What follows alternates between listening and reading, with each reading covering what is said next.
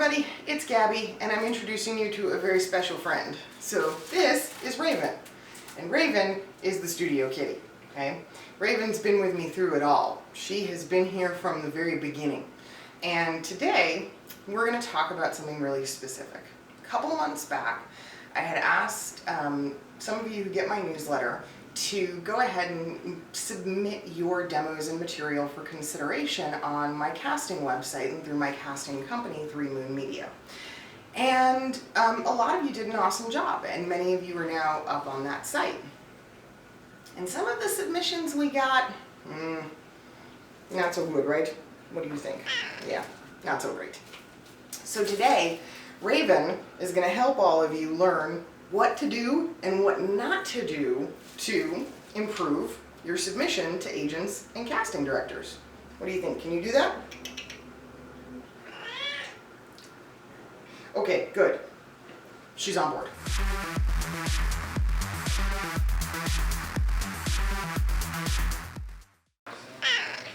Submission don't number 1. When you're sending your material to an agent or a casting director or anyone who's casting talent on a regular basis, don't send huge files. Think about it.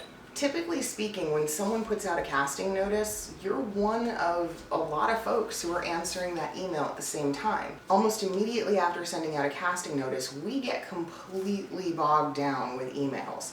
There might be 100, 200, 300 people submitting at the same time. Sending a 1 megabyte, a 2 megabyte file, even 3 meg, not really a big deal. But a lot of you sent 10 megabyte, 14 megabyte files, and some of them were zip files because folks were trying to send waves. I was stunned. Some of those emails took literally a half an hour or more to come through because they were just so gigantic. Keep them small, compress them down, make them MP3s. If people need a higher res quality of your demo, they're gonna ask you for it later.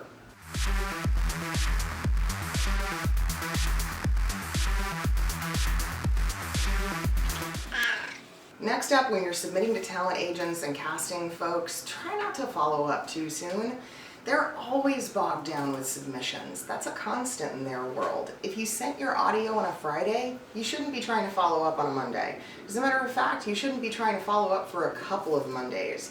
Give those folks a few weeks or even a month to properly review your material. Believe it or not, it might take that long. A lot of the people that responded to the ad that I put in my newsletter, I simply put in a folder until it was time for me to review talent all at once. So it took a couple of weeks just for me to even get to all of them.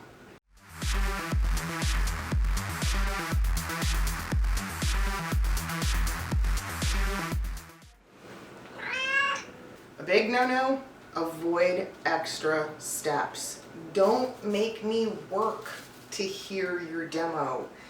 Extra clicking, extra links, sending me to other places. All that stuff is just a royal pain in the butt for an agent. They don't like it. It's just extra steps. If you give me a link to your website, make sure that link takes me directly to the page on your website that houses the demo. I don't want to have to go hunting for it. This is the other problem with zip files. It's an extra step. You're gonna make me go download, track down, figure out which demo it is. It's a pain. Don't do it.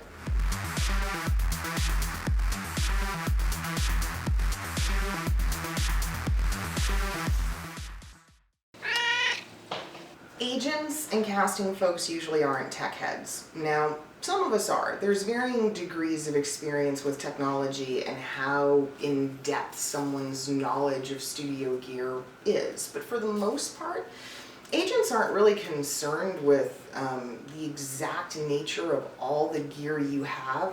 They just want to know that you have a quality studio. They want to know that you work from it every day, and they want to know that you have one. But getting really super specific about all of the equipment that you offer is not necessary. If you've got a great microphone and you want to brag about it, great, go for it. If you want to tell me what software you're using to record, hey, fine, no big deal. But when I start getting lists from people about the type of sound card that's in their computer or the manufacturer and make and model of their headphones, I don't really care. To be honest, that kind of stuff just isn't relevant, and in an email for submission consideration, just waste space. Right, Raven?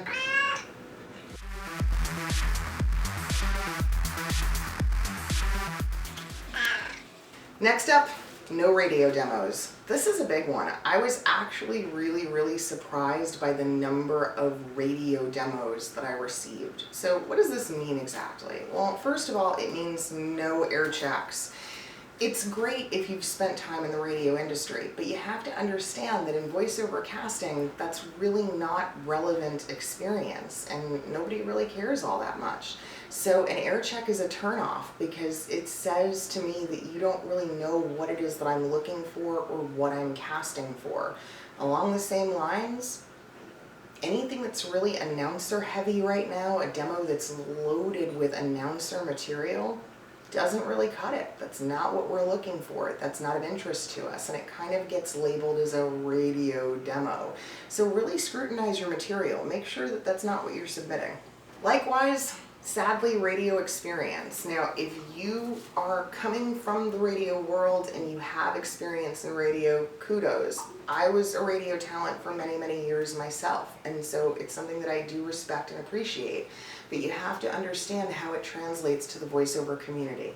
The voiceover world does not care about your radio experience. If anything, it can actually be perceived as a negative and not a positive.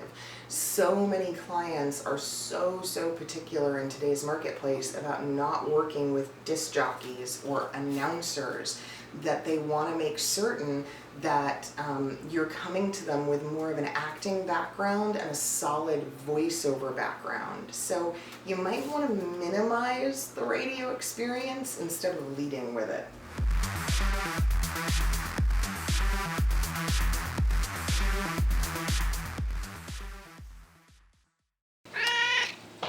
No giant slates. Can't tell you how many of them I heard. Again, I was really surprised. A slate shouldn't be more than your name. If you've got a slate that's 5, 10, 15, or heaven forbid, 30 seconds long on your demo, I'm out of there. One person submitted a demo that, I kid you not, the slate was 22 seconds. I never even listened. The slate itself was just cumbersome and annoying and pretty much told me that this person really didn't know what they were doing.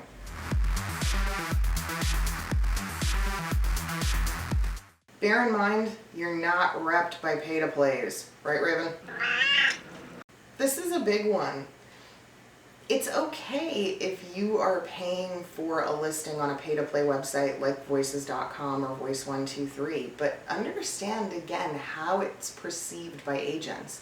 Agents don't like pay-to-plays. Casting companies don't like pay-to-plays. For the most part, they're viewed as competition or as the playing ground of inexperienced or potentially even lowball talent. Most agents speak out very vocally about their dislike of pay-to-plays. So when you're submitting your material and you're saying that you're repped by voices.com or voice123 or that you're listed on one of those sites, that may not be the way to go. That's, again, not necessarily information that's going to put you in a positive light with the people who are receiving your demo.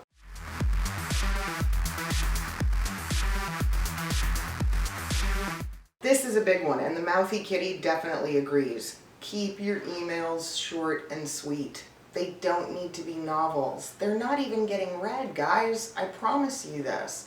All your email letter needs to say is, "Hi, I'm submitting for your consideration. You're a pro, I'm a pro, let's get together and make some business happen."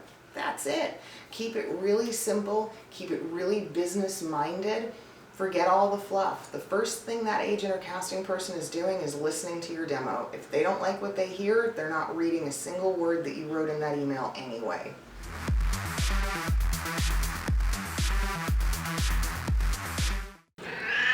Very last item. So, no what the person that you are submitting to reps and represents for and the type of material that they're casting. How do you determine this? Go to their website.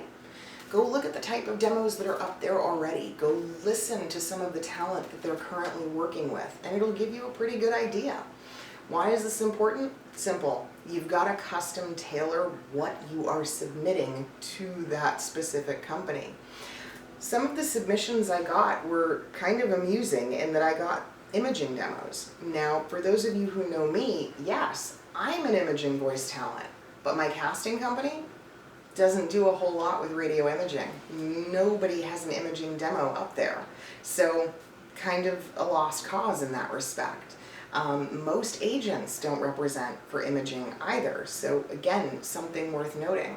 I also got some oddballs. I had people that labeled their demos things like hard demo or auto demo. Now, I get it. When somebody says hard demo, sure, it's a hard sell demo and it's more aggressive material. But is that really going to be appealing to an agent in a day and age where everyone's looking for a voice that's natural and conversational and really, really laid back and easygoing? Probably not. What do you think, Raven? Yeah, it's a no-go. It's literally a no-fly zone. An agent doesn't even know what to make of a hard demo in today's marketplace. They just kind of look at it and go, what is this? So really make sure that you're sending things that are going to be a good fit for that casting company. Thanks for listening. The studio cat and I are so thrilled that you spent a little bit of time with us today.